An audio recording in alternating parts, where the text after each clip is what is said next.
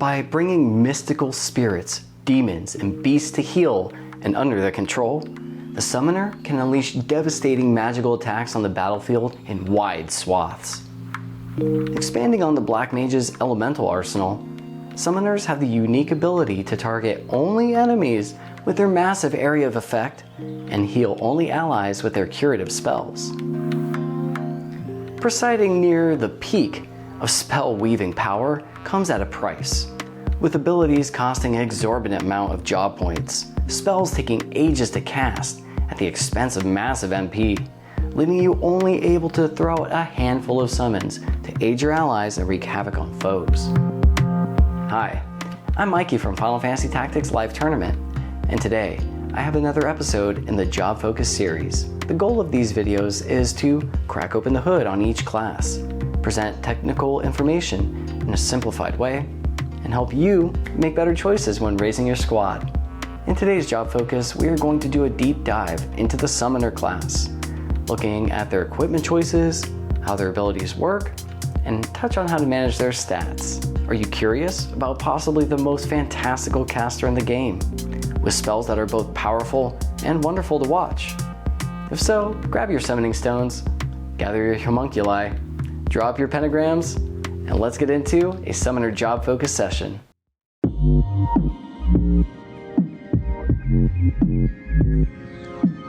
Take what you know about the magical arts in Final Fantasy Tactics with its targeting and area of effect, and let's just make it better.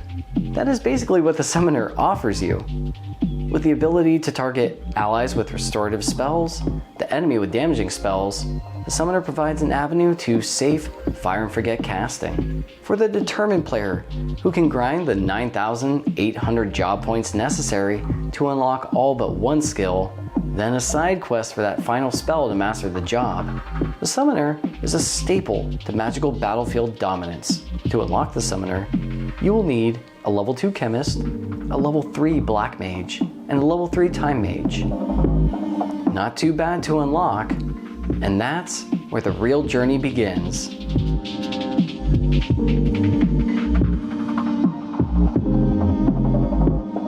Like other magic users, summoners need freedom of movement for their incantations to be easily cast. So you will find your summoner wearing robes for additional magic attack and beneficial effects that come with that armor type. In addition, they may equip clothes for a little HP boost. You will find, however, that you will need all the MP possible, so probably best to stick to robes. Summoners can equip staves and rods. I will be covering these weapon types in later episodes. Rods tend towards higher magic attack and element boosts. Both can be added value in battle.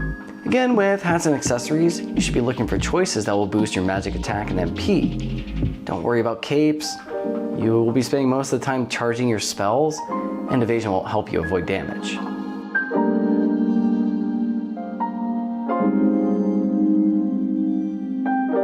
When I mentioned earlier that the real journey begins when you unlock the Summoner, opening up the ability menu reinforces that suggestion. You will immediately notice how many job points each ability requires to learn. If you are first starting your Summoner's education, you may want to pick up the starting spell Moogle at a mere 110 job points. It's a lightweight healing spell that is quick to charge, only 8 MP to cast, which means you can use it more frequently, earning more job points in every battle. Now concentrate on learning the first 3 elemental abilities: Ramuh with lightning, Ifrit with fire, Shiva with ice. If you equip a corresponding elemental rod, it will boost the effectiveness of these spells. I'm skipping out Titan from this group as there are fewer enemies with an earth elemental weakness. With Moogle, Ramuh, Ifrit, and Shiva, you're now a dedicated, well-rounded summoner who has mastered the basics. From here, there are just intermediate and advanced summons that you can learn at your own pace, tailored to your skills and your own style. But there is one summon I recommend learning quickly, and that's Golem. Golem absorbs attacks from human enemies only, and up to the amount of the summoner's max HP. So physical attacks whether they're melee, ranged, even the Dragoon's jump, will have their damage completely blocked. Golem doesn't always hit 100%, and it will depend on your faith. So if you have low faith as a summoner, which I don't recommend, your Golem may not go off. Other summons in the intermediate category are Titan, Earth Elemental attack, Fairy, Greater Healing spell, Carbuncle, cast Reflect on your allies, Sylph, cast Silence on your enemies, and finally Lich, who has a chance, based on your magic attack, to cast Death on each of the enemies in its effect range. Now let's move on to the advanced summons, starting with Salamander, an even stronger fire-based spell, Cyclops, straight magic spell, very strong, very slow, Leviathan, Odin, and Bahamut all have one extra tile in their effect range, and so are in a category all their own. Their extra wide effect means it's difficult for the enemy to escape their bombardment. Leviathan is the only water-based elemental summon.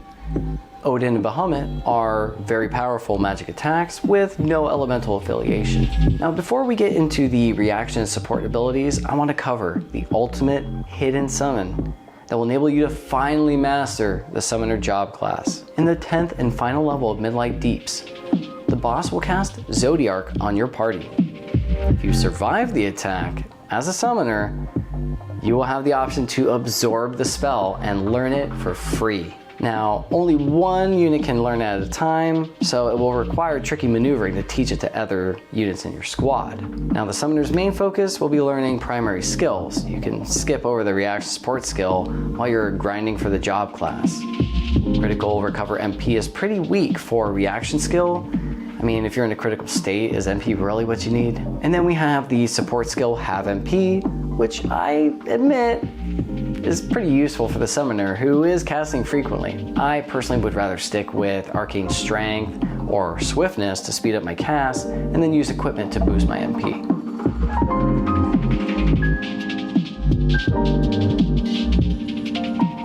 Now, let's take a look at the summoner's stats to see how we were able to cope with this awesome power at our disposal. For starters, we are looking at the typical mage class stats of 3 move, 3 jump, and a lousy 5% evasion rate. For HP, we're looking at a 70% penalty, but a chart-topping 125% to your MP. You can have your physical attack at 50%, give yourself 125% to your magic attack, but you suffer a penalty of 90% to your speed.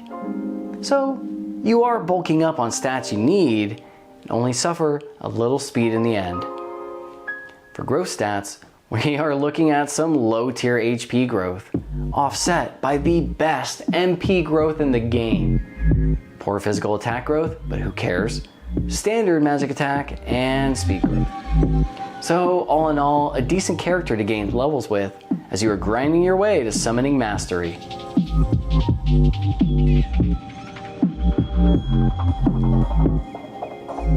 If you want to turn magic-based casting into easy mode with wide area of effects, targeting only enemies with attacks and allies with healing, then you will want to suffer through the tremendous grind to unlock all the awesome and powerful spells available to the summoner. Summoners can safely fire and forget with their casts. So casting offensive magic on an ally and sending them into enemy lines is recommended to keep your summoner safe. Their spells take a long time to execute, so guarding your summoner until the ritual is complete is key. Golem is incredibly useful in guarding your allies against physical attacks only, and only from human characters. The amount blocked is equal to the summoner's max HP, but beware casting with low faith as it can actually miss. Summoners consume vast amounts of MP, so be ready to refill their reserves so they can continue to add value in battle. Equip items that increase their max MP, and if necessary, use the Have MP support skill. Learning the final hidden Zodiark summon requires being hit by the spell when cast by the Midlight Deep's final boss in the level Terminus. Only one summoner can learn the spell with each cast, must take damage, and must survive to earn a 90% chance to learn the spell for free.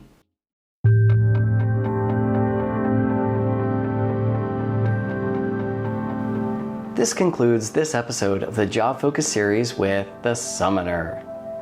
Thank you all for tuning in and commenting on which jobs interest you the most.